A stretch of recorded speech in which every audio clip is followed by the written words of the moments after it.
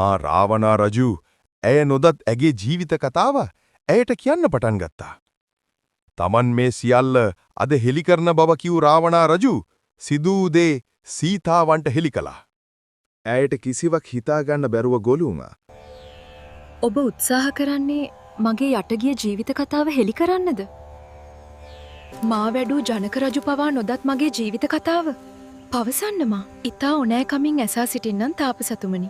මහා රාවණා රජු සියල්ල විස්තර කරා. රාවණා රජුගේ මන්දෝදරී දේවියට ඇය ලැබුණු හැටි ඉතුමන් විස්තර කළා. එදා කාල වර්ණ මේඝයන්ගෙන් මුළු අහසම අඳුරු වෙලා තිබුණා. දහවලක් නොතිබුණු ආකාරයට මුළු පරිසරයම අන්ධකාරයෙන් ගිල් වෙලා තිබුණා. හැමදේම හිටිවනම නැවතිලා වගේ.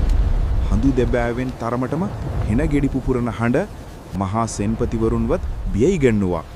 මහා රාවණා රජුට දාව මන්දෝදරී දේවිය දරුවන් ප්‍රසූත කරන්න සූදානම් වෙලා සිටියේ මේ අභිමානනීය යක් රැහේ ඊළඟ උටුන්න හිමිලේ ධාතුව මහ පොළවට පහළවන ඓතිහාසික මොහොත ගැන පුලස්තිරිෂිතුමා කල්ැටිවම අනාවැකයක් පළ කරලයි තිබුණේ. දරුවන් ප්‍රසූත වන දිනේ මධ්‍යම රාත්‍රී 12ට පෙර ඔවුරුන් ඉපදීම ප්‍රබල උත්පත්තියක්.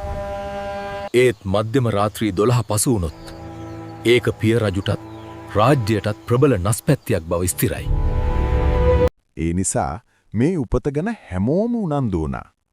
මොකකින් මොකක් වෙයිද කියලා කාටවත් හිතාගන්න බැරි වුණා. මහා රාවණා රජු සීතට ඇය උපන් විදිය ගැන කියමිනුයි සිටියේ. පවසන්න.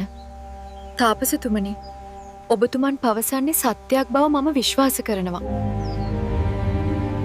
සත්ව සංහතියම බියගන්වමින් අකුණු සැර අහසේ එහාට මෙහාට වදින්න පටන් ගත්තා.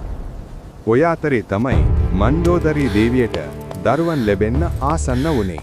ඇගේ කුසේ මිතුවක්කල් දඟකල යක් පැටියා එළියට ඇවිත් පළමු හුස්ම ඇදලා ගත්තා.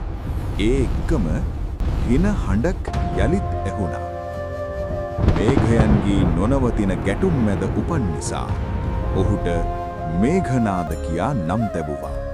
මහා රාවණා රජු මේ දේවල් කියද්දී සීතා විශ්මය පිරුණු මුවින් කිසිත් නොදොඩාම මේ කතාව ඊට ඕනෑකමින් අහගෙන හිටියා.